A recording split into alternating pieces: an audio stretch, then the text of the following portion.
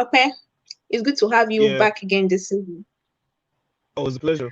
You've seen the week one matches. Let me not even ask you because I know it's quite not a good one for you, being an Arsenal fan. So let's just quickly talk about the week two matches. One of the toughest fixtures there is that of Arsenal and Chelsea. Now, Yeah. Arsenal already lost to Brentford, um, a team that just made their debut in the Premier League this season, 2-0. And Chelsea is actually a team to beat this season. So, what do you think, Arsenal or Chelsea? It's going to be a difficult game. First of all, it's a derby. It's a London derby. All London derbies are difficult. They never come easy, and they're extremely unpredictable. So you don't know what to expect actually. But if you are judging by recent form, so I'm talking about from pre-season till the first game of the season, I mean Chelsea is a shoe in for the victory. Chelsea looks very very good. They look sharp, and they've got a squad which has quality in depth. But most importantly, they've got Romelu Lukaku as their top nine once again. So I mean, all all signs lead to Chelsea thrashing Arsenal, right? An Arsenal side without Pierre-Emerick Aubameyang or Lacazette, meaning they don't really have a poacher in that box, and they're without Thomas Partey, so they don't really have that defensive grit that they really do need to survive against Chelsea. But I mean, this is an Arsenal side which, over the years, despite their lack of quality compared to Chelsea, sometimes they find a way to grind out the victory against Chelsea. So you know what? It's left to Mikel Arteta to know how to set up his team in a way that they can actually upset their London rivals. Because I mean, arguably, you could say, or rather, without a doubt, you could say that Chelsea is currently the biggest club in London after winning the Champions League, then the Super Cup, you know. So it's a game about bragging rights, and it's going to be an exciting game. But I think Chelsea is going to win the game, hands down. Okay, so Wolves Tottenham.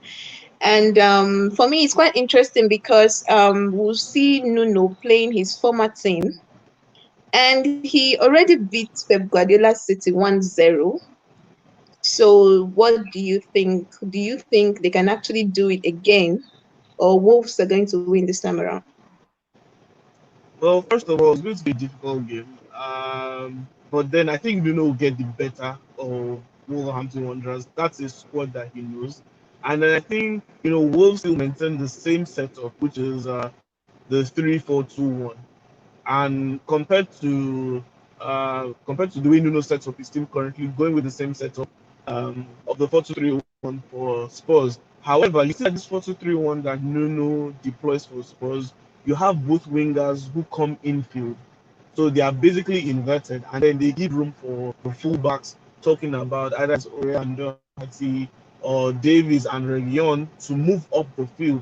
So those wingers, they move infield and provide support for the playmaker and the striker. So I'm talking about the likes of Bergwijn and Lucas Moura. They move infield to support the likes of Dele Ali and then whoever the striker is. And obviously, we know it's most likely going to be Heung-min Son, who is going to be the top nine. So it's going to be a difficult game, but I see Spurs edging out Wolverhampton Wanderers.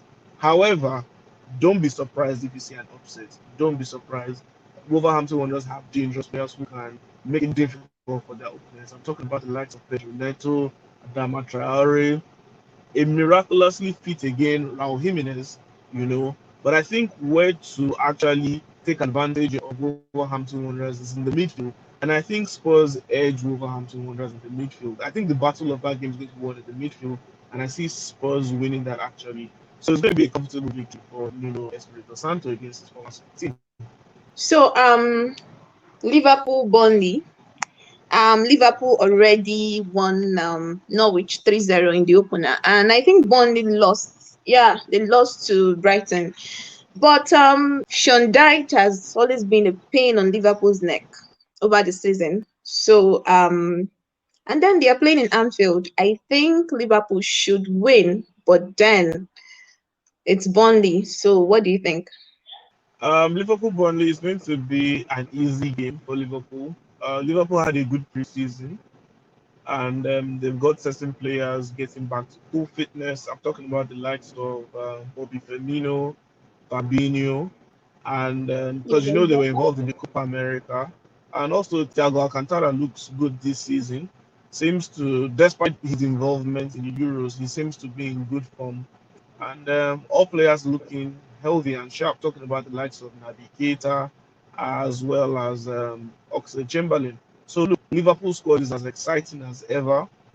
Um, I think they have enough motivation to be more consistent this season compared to last season. I mean, it was a shambolic season for them, if you ask me.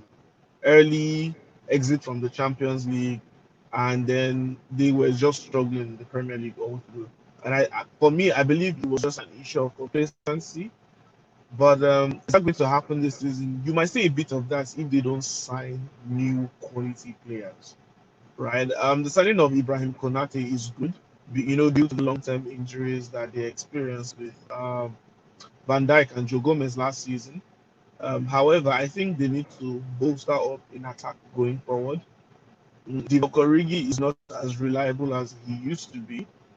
But fine, they've got a good poacher in Diogo Jota, and they've got a fervent goal scorer in Mo Salah, and the dogged creator in Sadio Mane.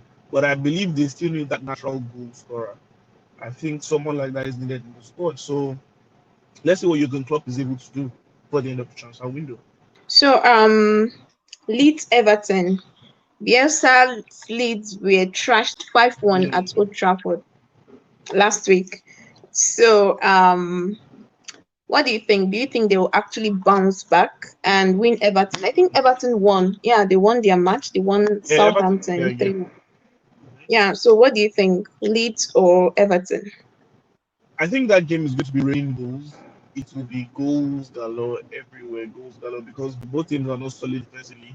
Both teams like to attack. Attack is their form of defense, if you understand what I'm saying. So Yeah. for Everton should be the better side defensively. Having a manager like Rafa Benitez, who always Rafa Benitez, the backbone of any of his successful teams has always been a very strong defense, a good spine.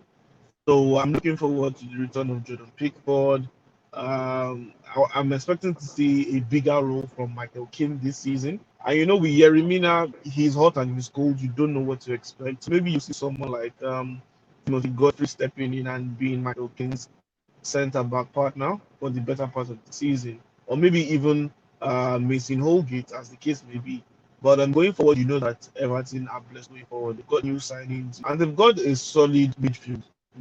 So Everton are in a better position to win the game. I think it's going to be raining goals. However, whenever Leeds United are at home, you never know what to expect. They gave everyone a tough time last season.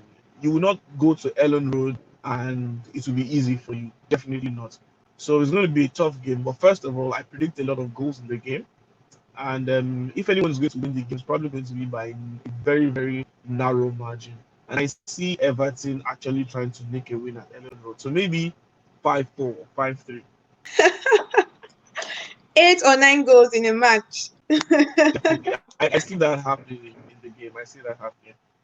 Well, I hope Bamford actually does something Honestly, spectacular. for FPL users, we really, really want Patrick Bamford to hit the ground running again. Yeah, I he's had in him my in my team. I have him in my yeah, same team. here, same here. He was in my FPL team last week. I was expecting maybe like a goal or an assist from him. He Yeah. disappointed me. But you know what? Getting closer to match day 2, I might just take him out of my squad. I don't know. I'm desperate for points. I'm I'm suffering in my league currently. So let's see how it goes. Okay. Southampton, Man United. Man United, they are actually the talk last week after the 5-1. A hat trick from Yeah. Bruno and 4 assists from Pogba. So what do you think? Southampton, they lost 3-1 to Everton. So what do you think? Southampton or Manchester United? Look, for the last 2 seasons, Ralph Hasenhuttl has been playing a relegation battle. He has just been playing a very, very brilliant relegation battle game. And I obviously that is why Danny Ings left. Danny Ings feels like he's finally in a good place in his career and he wants to play for something. That's why he wanted to leave. Or rather, that's why he left Southampton, because it just seems like their ambitions don't match his. And for me, I see Southampton being very comfortable doing that. I mean, why else would they willingly sell Danny Ings? Why else would they willingly let go of Bednarek, you know? So it really beats me. I don't know why they're doing that, but hey, maybe they have financial issues. Maybe that's the reason why they're not hesitating to offload these big name players. And they've got a very compact squad. I actually like the style of football they play under Rapasso too. Whenever they play compactly and they're on a good day, you know, you have the likes of Nathan Redmond, Theo Walcott, who always run riot at any defense, and Che Adams, who is a very decent striker, very decent striker. But I wonder how he'll fare this season. Che Adams is someone who I feel will always play better with a partner. I don't know if Michael Obafemi will be good enough to help for Che Adams to a very good season. I believe they still need to get in a quality striker. They need more bodies in the midfield. Stuart Armstrong and James Ward-Prowse cannot do it all season long, you know. Or Romeo, you know, he has issues with his hamstring. I mean, his fitness is highly questionable. And I mean, they've lost a great left back in Ryan Bertrand, who has now joined Leicester City. So look, it's going to be man, no, I don't see Southampton taking anything away from It's it. going to be Man United straight away. Exactly. Man United straight win. Pogba is in good form. Bruno is in good form. Jadon Sancho is getting back to full fitness. Mason Greenwood is hungry. He's focused. Look, Luke Shaw is in the best form of his life. Harry Maguire hasn't been happy at Manchester United. And you know, Rafael. I mean, it's exciting that Rafael Varane is going to join that battle. You know, McTominay obviously has a point to prove. He wants to permanently bench and Nemanja Matic. There's competition in the squad. Jesse Lingard is back in that squad as well. You know, so everyone is on their toes. Everyone wants to play well. A lot of people don't even want to go on loan. Andreas Pereira does not want to go on loan. You know, so whenever these players get an opportunity in the squad, they will want to do something fantastic. So Manchester United straight with no doubt. West Ham Leicester. West Ham they won Newcastle. I think that was 2-4. And Yeah, Leicester won Wolves, yeah, with just the 1-0. So what do you think? Leicester it's or going to West be Ham? yeah, it's going to be a difficult game. I foresee a 2-2 draw. First of all, there will be goals because these teams are extremely brutal going forward. They hold no bars and then they will find a way to penetrate any and every defense. West Ham is in good form. I know, big ups to David Moyes. I'm judging from where um, the team was before he joined and where the team is currently. West Yeah. Ham is a very good team currently. A team that can challenge for the top six, if you ask me. They can definitely challenge for the top six. Same with Leicester. A lot of people have started saying that Leicester have taken Arsenal from they're taking over from Arsenal in that top four spot. But both teams are highly talented. They've got a lot of good players. I see goals raining. I see goals raining. But most importantly, because Mikel Antonio is in my FPL, Ricardo Pereira is in my FPL, Kasper Schmeichel is my FPL. You know, I probably want it to be even so that all my players could share good points. Ah, But but, yeah, but then last season, you know the Lingard effect. true. So But now this season is so obvious from preseason that Said Benrahma is a whole lot more comfortable playing in just behind the striker, which is his favorite position. You know, with Lingard, he had to play on the wing, but now he's playing just behind Mikel Antonio. They have a good understanding, and then he has people like Pablo Fornals, Yamalenko, and Gerard Bowen flanking him. So he's got good players who can complement his quality and his style. And obviously, Mikel Antonio loves to score goals. He's got great people behind him who will always feed him. And you have no issues with their defense and the midfield, good to go. So it's left to Leicester to know how to make West Ham suffer, you know. But it's going to be a difficult game, but extremely entertaining. I see it ending 2-2. Aston Villa, Newcastle. I think both teams lost. Aston Villa lost to Watford and Newcastle to West Ham. So what do you think? I think the Danny Ings effect. I have Danny Ings in my FPL team, so Uh, obviously I'm rooting for Aston Villa. yeah. So what do you think? But yeah, but I see an Aston Villa win. Aston Villa were quite dumbfounded by the unorthodox style of Watford in the opening game. and it took them time to settle back into the game and to get things going for them. But I mean, we saw the positives in that squad. We saw how good Emi Buendia was. He was a lot of positive touches on the ball. Same thing with Leon Bailey when he came on from the bench, and obviously Danny Ings scored a debut goal. Even though it was a penalty, a goal is a goal. So Everton, I mean, rather Aston Villa would be a whole lot more serious about getting a victory. They would want to turn that around. I mean, first game back at Villa Park in the new season, fans back at the stadium, I expect them to win. I'm looking forward to potentially seeing Ollie Watkins and Danny Ings line up together. I don't know if I'm going to see them in a 4-4-2. I mean, but with them, we know that Ollie Watkins can play on the wing comfortably. He easily drifts onto the left hand side. So we could potentially see that, and maybe the front three would just be Ollie Watkins, Wings, and Leon Bailey. Maybe that would be a deadly front three later on in the season. But don't forget that they've got great players like John Traore, who can always put in a good shift. They've got El Ghazi as well, you know. So a lot of positives to look forward to in the Aston Villa squad. I see them easily getting a victory over Newcastle. But then Joe Willock is fit and raring to go. Don't be surprised if Joe Willock and Callum Wilson try and give a little bit of stress to Aston Villa. Brighton, Watford. Brighton, I think I like the way Graham Potter actually bounces back. He was already Definitely. losing to Burnley, and then they won 2-1. Then they actually playing Watford. Watford won as well. So what do you think? The Nigerian in me wants Watford to win. We've got a lot of our Nigerian boys in the team talking about Yeah, Dennis. We've got Dennis, we've got Trustekong, we've got Karatebo, and truth be told, Watford have a very good setup. They had a decent preseason. I love the style of football that they deployed to play.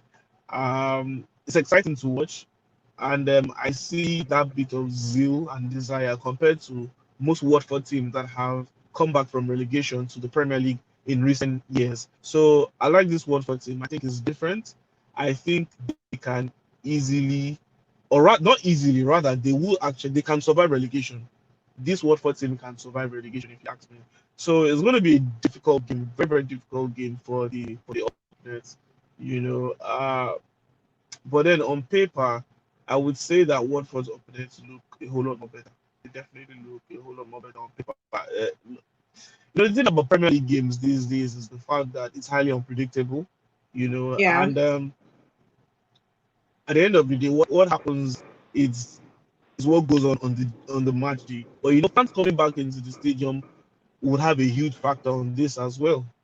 So let's see how it goes really. But I would want Watford to win, but they might not just be able to get the victory. Okay. So Crystal Palace, Brentford. Brentford already beat your team, Arsenal 2-0. And Crystal Palace lost to Chelsea 3-0. So what do you think? So with Crystal Palace, look, I was quite shocked with their performance against Chelsea. But then, with all due respect to Chelsea, on paper you can't compare Crystal Palace and Chelsea, right? But Patrick Vieira had a good preseason with his Crystal Palace team.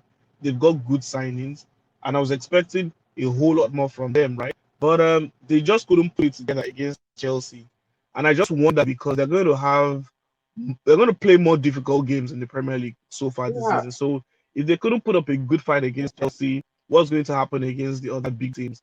However, for Brentford, look, a lot of people are talking about the fact that Brentford beat Arsenal. They shouldn't have beaten Arsenal. Look, this Brentford squad is 4 years in the making. They were so close to getting back into the Premier League for the last 4 years. I mean, 2 seasons ago, they missed out just at the playoff, and then they had quality players who they later let go of, and then they still recruited good players, and now they're back in the Premier League. I mean, they lost Ollie Watkins before the start of last season. Mid-season, they lost Simon Rama, but then the truth is that they've recruited properly. They've got a great striker in Ivan Toney who can hold up play, who can run behind the defense. He's a flexible striker, which gives them a lot of options. So they can always deploy different tactics and approaches to every game, right? They've got David Raya, who is an outstanding goalkeeper. Before the start of last season, Arsenal tried desperately to sign him to become a number two to Ben Leno before they ended up going to sign Alex Runarsson. So And then they've got the team has a good spine. There's no doubt about that. They've got a great left back in Carl Henry as well. So a lot of fringe players to the football world. But then if you follow the championship closely, you know that this Brentford squad is not a team to be messed around with. So if you don't get your act straight from the get-go, Brentford will punish you. What I love the most about the team is the ability to be flexible in a way to get a win. That's the most important thing for me about this Brentford squad. All their players are utility players. They can easily um, drop into any position. So, that's what I love about the team. I love the camaraderie in the squad. I love how they are set up. So, Brentford is going to be a difficult team to beat. If Crystal Palace don't get it straight, despite the fact that they'll be at home at Selhurst Park, no. I think Brentford just gets an away win. Okay, so City Norwich. I think if you remember 2 seasons ago, City actually beat Norwich, beat City 3-2. Yeah. And they already lost 3-0 to Liverpool. So and Guardiola also lost to Tottenham. Yeah. So and the Guardiola I know actually no one a back-to-back defeat. So what do you think? Do you see Norwich repeating what they did some seasons ago, or Guardiola getting it right this time around? I see Guardiola and Manchester City thumping Norwich City. Might be by 6 goal margin. 5-0. Honestly, yeah, honestly, because that first game wasn't ideal. A lot of the players who were involved in the Euros and Copa America plus Olympics were not really back to full fitness. I mean, Ferran Torres was thrown into it from the get-go. He had to play as the false nine. Obviously, we know that Gabriel Jesus is not fully fit, even though we know that sometimes he doesn't even start for them. He's not a regular starter for them. However, this Manchester City squad is extremely talented, and then they'll be hungry, raring, and they'll be angry to go against Norwich City. For the likes of Todd Cantwell and Timo Pukki, I don't think there's so much that can be done against the pairing of John Stones and Ruben Diaz. So look, it's straight into Manchester City. No long talk. But I hope Pookie scores actually. I think I have him in my FPL team. So I even though doubt. City beat Norwich, he should just score. He should just score, please. Even if it's one goal, I'm okay. So which players are you actually looking out for to stand outstanding this week? I think last week it was Bruno and Oba, a hat trick and 4 assists. Yeah. So which players are you looking out for this weekend? I think first of all, we are looking forward to the usuals. When I say the usuals, I'm talking about Bruno, Pogba, Salah, Salah, maybe yeah. maybe Diego Jota, Jamie Vardy, maybe Danny Hmm? Ings, maybe Bamford. We're expecting those guys to Yeah. kick into gear really. But I believe the main player who everyone in the Premier League is excited to see now is Romelu Lukaku. I mean, he had a great 2 seasons with Inter Milan. He won the Scudetto, and then he was the highest goal scorer as well. He had a combined goal tally with Lautaro Martinez of 20 plus goals. And then the last time an Inter Milan pairing achieved that feat was when we had Obafemi Martins and Adriano in the team, which was over a decade ago. So you know that this guy look, he's more matured than when he was at Chelsea. I mean, he joined Chelsea as a teenager, but now this is a young man in the best form of his career. He's a complete Yeah. player. He can not only score goals, he can create goals. So I expect to see Timo Werner flourish as well this season. A lot of Chelsea fans criticize Timo Werner, but then if you if you do your homework, you know that Timo Werner, throughout his stay at RB Leipzig, was the most successful whenever he played with a strike partner. Either it was Yusuf Yari Poulsen or Patrick Schick. That's when he thrives the most. Look, Timo Werner thrives the most in a 4-4-2 formation or a 3-4-2-1 formation where he's pairing with a striker, or a 3-4-1 as the case may be. So let Timo Werner play with a top liner like Lukaku. You'll see the best of Timo Werner this season. So I'm excited to see Lukaku for two different reasons. Number one, for what he can bring to the table. Number two, how he can help Timo Werner. So these are the players I'm looking forward to seeing this match week. I just hope we don't see any more surprises, and I hope your team doesn't lose because I actually see Arsenal losing to Chelsea. Okay, let's see how that goes. But then the funny thing is that a lot of people have said that Arsenal will bounce back and beat Chelsea. I don't know how true that is, but this is the English Premier League, and we've seen over the years that look, the upsets are bound to happen. So anything can happen. Yeah, but somehow don't be surprised. Arsenal will win Chelsea. They like surprising us, True, But true. let's see I how don't it I don't goes. see it happening, but we'll watch and see. Have faith, anything is possible. All right now. I'm not going to have faith in this Arsenal squad, not at all. Ah, Right I now actually I feel am for Arsenal fans. I feel I'm for team them. Ateta out. No, no, no. Right now I'm team Ateta out, so I want to see something different happen. So let's see how that goes. Okay, so how do I put it? Let me send out my condolences to Arsenal fans in advance. Should in case they actually lose, this back-to-back loss is actually very painful. But let's see how it goes anyway. So Yeah, I hope the analysis and predictions actually turn out right. So thank you so definitely. much, and talk to you some other time. Definitely. My pleasure. See you Okay. soon. All right. Bye.